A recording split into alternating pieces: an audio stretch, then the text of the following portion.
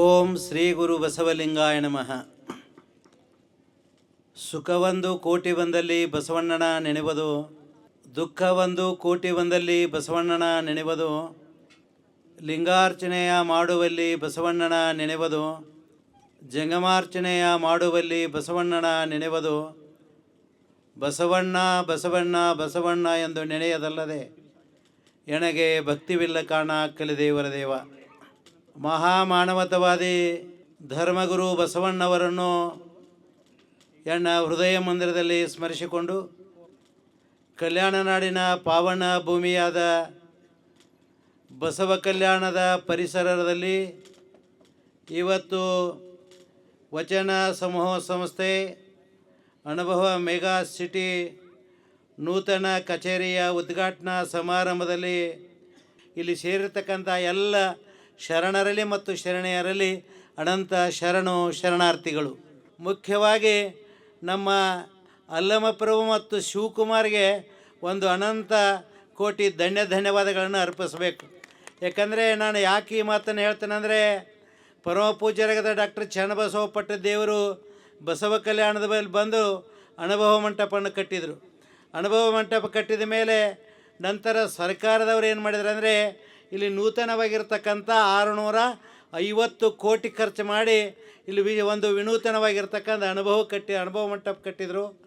ಆದರೆ ನಮ್ಮ ಅಲ್ಲಮಪ್ರಭು ಮತ್ತು ಶಿವಕುಮಾರ್ ಅವರು ಆದರೆ ಒಂದು ಭಾಳ ದೊಡ್ಡ ಕೆಲಸ ಮಾಡಿದ್ರು. ಇಲ್ಲಿ ಕೇವಲ ಅನುಭವ ಮಂಟಪ ಕಟ್ಟಿಲ್ಲ, ಎಲ್ಲ ಈ ಕರ್ನಾಟಕದಲ್ಲಿ ಉತ್ತರ ಕರ್ನಾಟಕದಲ್ಲಿ ಇರ್ತಕ್ಕಂಥ ಎಲ್ಲ ಶರಣರನ್ನು ಒಂದುಗೂಡಿಸಿ ಇಲ್ಲಿ ಅದ್ಭುತವಾದಂಥ ಅನುಭವ ಮೆಗಾ ಸಿಟಿಯನ್ನು ಕಟ್ಟಿದವರು ಯಾರಾದರೂ ಇದ್ದರೆ ಅಲ್ಲಮಪ್ರಭು ಮತ್ತು ಶಿವಕುಮಾರ್ ಅವರು.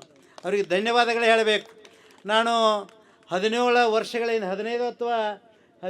ವರ್ಷಗಳ ಹಿಂದೆ ಈ ಒಂದು ವಚನ ಸಮೂಹ ಸಂಸ್ಥೆಯನ್ನು ಉದ್ಘಾಟನೆ ಮಾಡಿದೆವು. ಅದು ಎಲ್ಲಿ ಉದ್ಘಾಟನೆ ಅಂದರೆ, ಅವರ ಮನೆಯ ಪಕ್ಕದಲ್ಲಿ ಒಂದು ಸಣ್ಣದಾಗಿರ್ತಕ್ಕಂಥ ಕೋಲೆಯಲ್ಲಿ ಇದು ನನ್ನಿಂದನೇ ಉದ್ಘಾಟನೆ ಆಯಿತು. ಉದ್ಘಾಟನೆ ಆದಮೇಲೆ ಅವರು ಮಾಡಿರ್ತಕ್ಕಂಥ ಕೆಲಸ ಅಷ್ಟಿಟ್ಟಂಥ ಕೆಲಸ ಅಲ್ಲ, ಅವರು ಮಾಡಿರ್ತಕ್ಕಂಥ ಕೆಲಸ ಭಾಳ ಅದ್ಭುತವಾದಂಥ ಕೆಲಸ. ಅದಕ್ಕಾಗಿ ಒಂದು ಮಾತು ಶರಣರ ವಚನ ನೆನಪಿಗೆ ಬರ್ತದೆ. ಕೂಡಲ ಸಂಗನ ಶರಣರು ಬರೆದ ಬರಹ ತಪ್ಪಿಸಲು ಹರಿಬ್ರಹ್ಮಾದಿಗಳಿಗೆ ಸಾಧ್ಯವಿಲ್ಲ ಅಂತ ಹೇಳ್ತಾರೆ ನೋಡ್ರಿ. ಹಾಗೆ ಕೂಡಲ ಸಂಗನ ಶರಣರು ಏನು ಮಾಡ್ಯಾರ ಅಂದರೆ, ಅಲ್ಲಮಪ್ರಭು ಮತ್ತು ನಮ್ಮ ಶಿವಕುಮಾರಿಗೆ ಬರೆದು ಕಳಿಸಿದ್ದಾರೆ. ಈ ಮೆಗಾ ಸಿಟಿ ಮಾಡಂಥೇಳಿ ಬರೆದು ಕಳಿಸೋ ಸಲುವಾಗಿಯೇ ಇಲ್ಲಿ ಮೆಗಾ ಸಿಟಿ ಮಾಡ್ತಾರೇನೋ ಅನ್ನಿಸ್ತದೆ. ಇದು ಸಾಮಾನ್ಯವಾಗಿರ್ತಕ್ಕಂಥ ಕಲ್ಪನೆ ಅಲ್ಲ, ನನಗೆ ಅನ್ನಿಸ್ತದೆ. ಮತ್ತು ಇನ್ನೊಂದು ಮಾತು, ಈಗಾಗಲೇ ಕುಂಭಮೇಳದ ಬಗ್ಗೆ ನಮ್ಮ ತಾಯಿಯವರು ಹೇಳಿದರು, ಅದು ಸತ್ಯವಾಗಿರ್ತಕ್ಕಂಥ ಮಾತದ. ಇನ್ನೊಂದು ಮಾತು ಹೇಳ್ತೇನೆ, ಯಾಕಂದರೆ ಕುಂಭಮೇಳಕ್ಕೆ ಹೋಗಬೇಡ್ರಿ ಅಲ್ಲಿ ಹೋಗಬೇಡ್ರಿ ಅನ್ನೋಕ್ಕಿಂತನೂ ನಾವು ಬಸವತತ್ವ ಪ್ರಸಾರ ಮಾಡ್ತಕ್ಕಂಥ ಈ ನಾಡಿನಲ್ಲಿ ಸಾಕಷ್ಟು ಕೋಟ್ಯಾಧೀಶರಿದ್ದೀರಿ, ಸಾಕಷ್ಟು ಸ್ವಾಮಿಗಳಿದ್ದೀರಿ, ಬೇಕಾದಷ್ಟು ಜನ ಇದ್ದೀರಿ. ನೀವೇನು ಮಾಡಬೇಕಂದ್ರೆ, ಕುಂಭಮೇಳದಲ್ಲಿ ನಾವು 45 ದಿವಸ ಏನು ಮಾಡಬೇಕಂದ್ರೆ, ದೊಡ್ಡದಾಗಿರ್ತಕ್ಕಂಥ ಟೆಂಟನ್ನು ಹೊಡೆದು ಬಸವಣ್ಣನ ಭಾವಚಿತ್ರ ಇಟ್ಟು ನಮ್ಮ ಇಷ್ಟಲಿಂಗ ಪೂಜೆ ಮಾಡಿ ದಾಸೋಹದ ಕರ್ಪನೆ ಹೇಳಿ ನಮ್ಮ ಲಿಂಗಾಯತ ಧರ್ಮ ಹೀಗದನ್ನು ತಿಳಿಸ್ಲಿಕ್ಕೆ ಯಾಕೆ ಹೋಗ್ಬಾರ್ದು? ನೀವೆಲ್ಲ ಬರೀ ಟೀಕಾ ಮಾಡೋದು ಕಲ್ತೀರಿ, ಅದು ಕೆಲಸ ಮಾಡೋರು ಯಾರೂ ಇಲ್ಲ. ಬರೀ ಟೀಕಾ ಮಾಡ್ರಿ, ಅಲ್ಲಿ ಹೋಗಬೇಡ್ರಿ ಇಲ್ಲಿ ಹೋಗಬೇಡ್ರಿ. ಅರೆ ಹೋಗಬೇಡ್ರಿ ಅಂದ್ರೆ ಬಸವ ತತ್ವ ಹೇಗೆ ಬೆಳೀತದ್ರಿ ಹೇಳ್ರಿ? ಅಲ್ಲಿ ಹೋಗಿ ಮಾಡಬೇಕು. ಮಾಡಿದರೆ ಏನಾಗ್ತದೆ, ಇಡೀ ಜಗತ್ತಿಗೆ ಇವತ್ತು 65 ಕೋಟಿ ಜನ ಬಂದವರು, ಅದರಲ್ಲಿ 1 ಕೋಟಿಯಾರ ಜನ ಬಂದು ಬಸವಣ್ಣ ತತ್ವ ನೋಡ್ತಿದ್ರಲ್ಲ, ವಿಚಾರಗಳು ತಿಳ್ಕೊಳ್ತಿದ್ರಲ್ಲ. ಬಸವಣ್ಣವ್ರು ಹೇಳಿದ್ರೆ ಗಂಗೆಯಲ್ಲಿ ಮುಳುಗಬೇಡ್ರಿ ಅಂತ ಹೇಳಿಲ್ಲ. ಅವ್ರು ಏನು ಹೇಳ್ತಾರಂದರೆ, ಒಬ್ಬರ ಮಣವನ್ನು ಉಯಿಸಿ ಒಬ್ಬರ ಮನೆಯ ಗಾತವ ಮಾಡಿ ಗಂಗೆಯಲ್ಲಿ ಮುಳುಗಿದರೆ ಏನಯ್ಯ, ನೀ ಗಂಗೆ ಒಳಗೆ ಮುಳುಗಬೇಡ ನಂಗಿಲ್ಲ, ಆದ್ರೆ ಒಬ್ಬರ ಮನಸ್ಸು ನುಸಕ್ಕೆ ಹೋಗಬೇಡ ಅಂತ ಹೇಳ್ತಾರೆ. ಒಬ್ಬರ ಮನೆಯ ಗಾತವ ಮಾಡಬೇಡ ಅಂತ ಹೇಳ್ತಾರೆ. ಒಬ್ಬರು ಭ್ರಷ್ಟಾಚಾರ ಮಾಡಿ ಮಕ್ಕಳ ಮೇಲೆ ಅತ್ಯಾಚಾರ ಮಾಡಿ ಏನೇನು ಹೊಲಸು ಕೆಲಸ ಮಾಡಿ ಎಲ್ಲ ಮಾಡಿ ಹೋಗಿ ಗಂಗೆಯಲ್ಲಿ ಮುಳುಗಿದ್ರೆ ಪಾಪ ಹೋಗ್ತದೇನ್ರಿ? ಹೋಗ್ಲಿಕ್ಕೆ ಸಾಧ್ಯ ಇಲ್ಲ. ಆದರೆ ಬಸವಣ್ಣವ್ರು ಹೇಳಿದರು, ನೀ ಎಲ್ಲೇ ಹೋಗು ಬೇಡ ಅನ್ನಂಗಿಲ್ಲ. ಬಸವಣ್ಣವ್ರು ಗುಡಿ ಕಟ್ಟಲಿಕ್ಕೆ ಬೇಡ ಅನ್ನಲಿಲ್ಲ. ಏನು ಹೇಳ್ತಾರೆ ಅವರು? ಉಳ್ಳವರು ಶಿವಾಲಯ ಮಾಡುವರು, ನಾನೇನು ಮಾಡಲಿ ಬಡವನಯ್ಯ. ನಾವು ಲಿಂಗಾಯತರಾದವ್ರು ಏನು ಮಾಡಬೇಕು? ಎಣ್ಣ ಕಾಲೇ ಕಂಬ, ಎಣ್ಣ ದೇಹ ದೇಗುಲ, ಎಣ್ಣ ಶಿರವೇ ಹೊಣ್ಣ ಕಳಸ ಮಾಡ್ಕೊಳ್ಬೇಕು. ಅದು ಬಿಟ್ಟು ಟೀಕಾ ಮಾಡಿ ಮಾಡಿ ಮಾಡಿ ನಾವೇನಾಗ್ತದೆ ಅಂದರೆ ಒಂಟಿ ಆಗ್ಲಿಕ್ತಿದ್ದೇವೆ. ಮೊನ್ನೆ ಟಿ ವಿಯಲ್ಲಿ ನೋಡಿದ್ರಲ್ಲ, ಯಾರು ಯಾವ ಕಾಡಸಿದ್ದೇಶ್ವರ ಸ್ವಾಮೀಜಿ ಒಂದು ಮಾತು ಹೇಳ್ತಿದ್ದಾನೆ, ಬಸವ ತತ್ವ ಹೇಳೋರೆಲ್ಲರೂ ಏನಂದರೆ ಇವರು ತಾಲಿಬಾನಿ ಉಗ್ರವಾದಿಗಳಂತ ಹೇಳಿದ್ರೆ. ಅಷ್ಟೇ ಅಲ್ಲದೆ ಏನು ಹೇಳ್ತಾನಂದರೆ, ಈ ವಚನಗಳೇನು ಹೇಳಿ ನಾವು ಬಸವ ತತ್ವವನ್ನು ಪ್ರಚಾರ ಮಾಡೋರು ಇದೀವಲ್ಲ, ಇವು ಹುಚ್ಚನಾಯಿ ಕಡ್ದು ಬೊಗಳಿದಂಗೆ ಬೊಗಳ್ತಾವಂತ ಹೇಳಿದ. ಅಂದರೆ ಇನ್ನೂ ಸ್ವಲ್ಪ ವಿಚಾರ ಮಾಡಿರಿ. ಅಂದರೆ ಇದ್ರ ಅರ್ಥ ಏನಂದರೆ, ಇನ್ನೂ ನಾವು ಸಂಘಟರಾಗಿಲ್ಲ, ಕೇವಲ ಏನು ಮಾಡ್ತೀವಿ ಅಂದರೆ ಹೇಳೋದು ಅಷ್ಟೇ ಕಲಿತಿದ್ದೇವೆ. ಆದರೆ ಇಲ್ಲಿ ನಿಜವಾಗಿ ನಮ್ಮ ಶಿವಕುಮಾರ್ ಅವರು, ಅಲ್ಲಮ ಪ್ರಭು ಇವರಿಬ್ಬರು ಏನಂತ ಕೇಳಿದಾಗ ಜೋಡಿ ಎತ್ತುಗಳು ಹೇಳಿದರು. ನಾನು ಅನಿಸ್ತದ ಜೋಡಿ ಎತ್ತನೂ ಹೌದು, ಯಾವ ರೀತಿ ಸೂರ್ಯ ಮತ್ತು ಚಂದ್ರ ಎಲ್ಲಿವರೆಗೆ ಇರ್ತಾರೆ ಅಲ್ಲಿವರೆಗೆ ಇವ್ರ ಹೆಸರು ಇರ್ತದೆ ರೀ, ನಿಜವಾದ ಹೆಸರು ಇರ್ತದೆ. ನೋಡ್ಬೇಕಾರ ಅವ್ರು ಮಾಡಿರ್ತಕ್ಕಂಥ ಅದ್ಭುತ ಕೆಲಸನೇ ಆಗದ. ಅದಕ್ಕಾಗಿ ಭಾಳ ಸಂತೋಷ ಆಗ್ತದೆ. ನಮ್ಮ ಅಲ್ಲಮ ಪ್ರಭು ಏನು ಹೇಳಿದ ಅಂದ್ರೆ, ಅಪ್ಪವರೇ ಹವಾ ಮಲ್ಲಿನಾಥ್ ಮಹಾರಾಜನ ಕರ್ಕೊಂಡು ಬರಬೇಕು ಅಂತ ಹೇಳಿದವರು. ನನಗೆ ದೂರವಾಣಿ ಮುಖಾಂತರ ನಾನು ಶಿವಯೋಗ ಮಂದಿರದಿಂದ ರಾತ್ರಿ ಬಂದೆ. ರಾತ್ರಿ ನನ್ನ ಜೊತೆ ಫೋನಲ್ಲಿ ಮಾತಾಡಿದರು. ಹವಾ ಮಲ್ಲಿನಾಥ್ ಮಹಾರಾಜರು ಕರ್ಕೊಂಡು ಬರಬೇಕಂದಾಗ ನಾನು ಅಂದ ಕೂಡಲೇ ಎಸ್ ಅಂದೆ. ಯಾಕಂದರೆ ನಾವು ಹೇಳಿದ ಕೂಡಲೇ ಬರ್ತಾರೆ ಅನ್ನೋದು ಭರವಸೆ ಇತ್ತು ನನಗೆ, ಆತ್ಮವಿಶ್ವಾಸ. ಯಾಕಂದರೆ ನಮ್ಮ ಪಪ್ಪು ಪಾಟೀಲ್ ಅದನ್ನಲ್ಲ, ನಾನು ಮೊದಲು ಪಪ್ಪು ಪಾಟೀಲಿಗೆ ಫೋನ್ ಮಾಡಿದೆ. ಪಪ್ಪು ಪಾಟೀಲ್ ಏನು ಮಾಡಿದ ಅಂದರೆ ಅಪ್ಪವ್ರಿಗೆ ಫೋನ್ ಹಚ್ಚಿದ. ಅಪ್ಪವ್ರು ಏನು ಮಾಡಿದ್ರೆ ನೇರವಾಗಿ ನನ್ನ ಜೊತೆ ಮಾತಾಡಿದರು. ಅವ್ರು ಹೇಳಿದು ಎಲ್ಲಿ ಬರ್ಬೇಕ್ರಿ ಅಂತ ಕೇಳಿದ್ರು. ಅವರು ಇಲ್ಲ ಹಿಂಗೆ ನಮ್ಮ ರಾಜೇಶ್ವರ ಮತ್ತು ತೊಡೋಳದ ಮಧ್ಯದಲ್ಲಿ ಮೆಗಾ ಸಿಟಿ ಅದ, ನೀವು ಒಂದು ಸಲ ಇಲ್ಲಿ ಒಳಗೆ ಬಂದು ಹೋಗಿರಿ ನೀವೇ ಒಬ್ಬರೇ, ಆದರೆ ನೋಡಿಲ್ಲ, ಅದಕ್ಕಾಗಿ ನಿಮ್ಮ ಕಡೆಯಿಂದ ಉದ್ಘಾಟನೆ ಮಾಡಿಸ್ತೀವಿ, ನೀವು ಬರಬೇಕಂದ್ರೆ ಅವ್ರು ಹೇಳಿದ್ರು 2 ತಾರೀಕು. ಯಾಕಂದರೆ ಅವ್ರು ಎಲ್ಲಿ ಹೋಗ್ತಾರೆ ಅನ್ನೋದು ಹವಾಮಲ್ಲಿ ಮೊದಲೇ ಹವಾ ಇರ್ತದೆ. ಅವ್ರು ಬರೋಕ್ಕಿಂತ ಪೈಲೆ ನಮ್ಮ ಹವಾ ಇರ್ತದೆ, ಅವ್ರು ಬಂದ ಮೇಲೆ ಅವ್ರ ಹವಾ ಚಾಲೂ ಆಗ್ತದೆ. ಅಂದರೆ ಇಷ್ಟು ಅದ್ಭುತವಾದಂಥ ಅವರು. ನಾನು ಇನ್ನೊಂದು ಮಾತು, ನೀವೆಲ್ಲ ಇದು ತಪ್ಪಂತ ತಿಳ್ಕೊಬೇಡ್ರಿ. ನಾನು ಹವಾ ಮಲ್ಲಿನಾಥ್ ಮಹಾರಾಜರಿಗೆ ಯಾಕೆ ಅಷ್ಟು ಬೆಲೆ ಕೊಡ್ತೀನಿ, ಕಿಮ್ಮತ್ತು ಕೊಡ್ತೀನಿ ಅಂದರೆ, ಅವರು ನಿಜವಾದ ಜೀವನದಲ್ಲಿ ಬಸವ ತತ್ವವನ್ನು ಅಳವಡಿಸಿಕೊಂಡಿರ್ತಕ್ಕಂಥ ಒಬ್ಬ ಹವಾ ಮಲ್ಲಿನಾಥ್ ಮಹಾರಾಜರು ಅಥವಾ ಒಬ್ಬ ಸ್ವಾಮಿ ಯಾರಿದ್ರೆ ನಮ್ಮ ಹವಾ ಮಲ್ಲಿನಾಥ್ ಮಹಾರಾಜರು. ಹೆಂಗೆ ರೀ ಅಪ್ಪವ್ರು ಅನ್ಬೋದು ನೀವೆಲ್ಲ. ಅವ್ರೇನು ಹೆಸರು ಎಲ್ಲಿ ಹಾಕ್ರಿ, ಕೆಳಗಾರ ಹಾಕ್ರಿ, ಮೇಲೆ ಹಾಕ್ರಿ, ಅವ್ರೇಂದೂ ಏನು ಕೇಳಿದಾಗ ಅವ್ರ ಜೀವನದಲ್ಲಿ ಅದ್ರ ಬಗ್ಗೆ ಆಲೋಚನೆ ಮಾಡೋಂಗಿಲ್ಲ. ಮತ್ತು ನೀವು ಕರೀರಿ ಬೇಕಾದ್ರೆ ಬಿಡ್ರಿ, ಅಲ್ಲಿ ಏನು ಮಾಡ್ತಾರೆ ನೇರವಾಗಿ ಹೋಗ್ತಿದ್ದಾರೆ. ಅಷ್ಟೇ ಅಲ್ಲದೆ 12ನೇ ಶತಮಾನದಲ್ಲಿ ದಾಸೋಹ ಪರಿಕಲ್ಪನೆ ಅದಲ್ಲ. ಇವತ್ತು ಪ್ರತಿಯೊಂದು ತಾವು ಎಲ್ಲಿ ಇರ್ತಾರೆ ಅಲ್ಲಿ ಹೋಗಿ ಅವ್ರು ಕೇವಲ ಏನಂತ ಕೇಳಿದಾಗ ಈ ಅನ್ನದಿಂದ ಮಾಡಿರ್ತಕ್ಕಂಥ ಪದಾರ್ಥ ದಾಸೋಹ ಮಾಡೋಂಗಿಲ್ಲ, ಪ್ರಕೃತಿಯಿಂದ ಬಂದಿರತಕ್ಕಂಥ ಪದಾರ್ಥವನ್ನು ದಾಸೋಹ ಮಾಡ್ತಾರೆ. ಇದು ಭಾಳ ದೊಡ್ಡದದ. ಹಣ್ಣಿನ ದಾಸೋಹ ಮಾಡ್ತಾರೆ, ಆಮೇಲೆ ಕಬ್ಬಿನ ದಾಸೋಹ ಮಾಡ್ತಾರೆ, ಆಮೇಲೆ ಅಂಗೂರು ಕೊಡ್ತಿದ್ದಾರೆ. ಅದ್ರ ಜೊತೆಯಲ್ಲಿ ಏನಂತ ಕೇಳಿದಾಗ 1 2 ಏನು ನೇರವಾಗಿ ಬರ್ತಾವಲ್ಲ, ನೇರವಾಗಿ ಬಂದಿರತಕ್ಕಂಥ ಪದಾರ್ಥ ಕೊಡ್ತಾರೋ. ಇದು ಪ್ರಕೃತಿ. ಅವ್ರು ಮಾಡ್ತಕ್ಕಂಥ ಕೆಲಸ ಯಾವುದಂದ್ರೆ ಸಂಸ್ಕೃತಿ. ಈ ರೀತಿ ಮಾಡ್ತಕ್ಕಂಥ ಪೂಜ್ಯ ಹವಾನ ಮಲ್ಲಿನಾಥ್ ಮಹಾರಾಜರಂದರೆ ನನಗೆ ಭಾಳ ಇಷ್ಟ. ನಾನು ಪಪ್ಪುಗೆ ಹೇಳಿದಾಗ ಅವರು ಮತ್ತು ಈಗ ಹೊರಡು ಕಾಲಕ್ಕೆ ಹೇಳಿದರು, ನೀವು ಕಾರ್ನಾಗ ಕೂತಿರಲಿಲ್ಲ ಅಂತ ಕೇಳಿದ್ರು ನಮಗೆ. ನೋಡಿರಿ, ನಾ ಕಾರ್ನಾಗ ಕೂತೀನಿ ಅಂದ ಕೂಡಲೇ ಅವರು ಕಾರ್ನಾಗ ಕೂತರು. ಮತ್ತು ಇಲ್ಲೇನಿದ್ರೆ ಅಂದ್ರೆ ನಾವು ಮತ್ತು ಅಲ್ಲಂ ಪ್ರಭು ಹೋದವ್ರು ಅಂದ್ರೆ, ಅಪ್ಪಾಜಿ ಒಳಗೆ ಬರ್ಬೇಕಂತ ಫೋನ್ ಮಾಡಿದಾಗ ನೇರವಾಗಿ ಬಂದರು. ಮತ್ತು ನೀವು ಎಲ್ಲಿಗೆ ಹೋಗ್ತೀರದು ಕೇಳಿ, ನೀವು ಎಲ್ಲಿ ಹೋಗ್ತೀರ ಅಲ್ಲಿಗೆ ಬರ್ತಾನೆ ಅಂತಂದರೆ, ಈಗ ಮುಂದೆ ನಾವು ಯಾಕಡೆ ಹೋಗ್ತೀವಲ್ಲ ಆ ಕಡೆ ಅಂತ ಹೇಳಿದ್ರು ಅವರು. ಅಂದರೆ ಇಷ್ಟು ಸರಳ, ಮುಗ್ಧ ಮತ್ತು ಮಗುವಿನ ಇದರಲ್ಲಿ ಕೂಸು ಯಾವ್ದು ಇರ್ತದಲ್ಲ, ಆ ಕೂಸಿಗೂ ಮತ್ತು ನಮ್ಮ ಹವಾ ಮಲ್ಲಿನಾಥರಿಗೆ ಅಂತ ವ್ಯತ್ಯಾಸ ಇಲ್ಲ. ಅಷ್ಟು ಭಾಳ ಮತ್ತು ಅವರ ಬಗ್ಗೆ ಅವ್ರಲ್ಲಿ ಹೊಟ್ಟೆ ಕೆಚ್ಚ ಅನ್ನೋದೇ ಇಲ್ಲ. ಯಾರು ದೊಡ್ಡವರು ಬರಲಿ ಸಣ್ಣವ್ರು ಬರಲಿ ಅವರಷ್ಟೇ ಇರ್ತಾರೆ ಯಾವಾಗಲೂ. ಅದಕ್ಕಾಗಿ ಹಾಲಲ್ಲಿ ಎದ್ದು ನೀರಲ್ಲಿ ಎದ್ದು ಅನ್ನೋದು ಕೊಡ್ತಾರೆ ಅವರು. ಈ ಮುಂದಿನ ತಿಂಗಳಲ್ಲಿ ಏನು ಮಾಡ್ತಾರೆ ಅಂದರೆ ಮಾರ್ಚ್ 23ಕ್ಕೆ ಹೋದ ವರ್ಷ ಎಲ್ಲಿ ಮಾಡಿದ್ರು ಅಂದರೆ ಇದರಲ್ಲಿ ಮಾಡಿದರು, ಏನು ಪಂಜಾಬ್ದಲ್ಲಿರ್ತಕ್ಕಂಥ ವಾಘಾ ಬಾರ್ಡ್ರ್ ಬಳಿ ಏನು ಮಾಡಿದ್ರು ಅಂದರೆ ಅಲ್ಲಿ ಅದ್ಭುತವಾದಂಥ ಭಗತ್ ಸಿಂಗ್ ಇವು ಶರಣರ ಬಗ್ಗೆ ಏನು ಮಾಡಿದ್ರು ಅಂದರೆ ಹುತಾತ್ಮರ ದಿನಾಚರಣೆ ಹೋದ ವರ್ಷ ಅಲ್ಲಿ ಮಾಡಿದರು.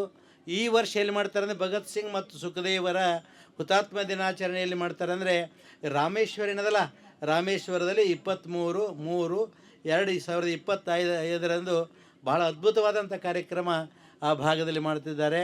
ಅದಕ್ಕಾಗಿ ನಾನು ಯಾವಾಗಾದ್ರೂ ಮಾತಾಡ್ಬೇಕಾದ್ರೆ ಹವಾ ಮಲ್ಲಿನಾಥ್ ಮಹಾರಾಜರಿಗೆ ಈ ಭಗತ್ ಸಿಂಗನೇ ಹುಟ್ಟು ಬಂದಾನೇನೋ ಅನ್ನಿಸ್ತದೆ.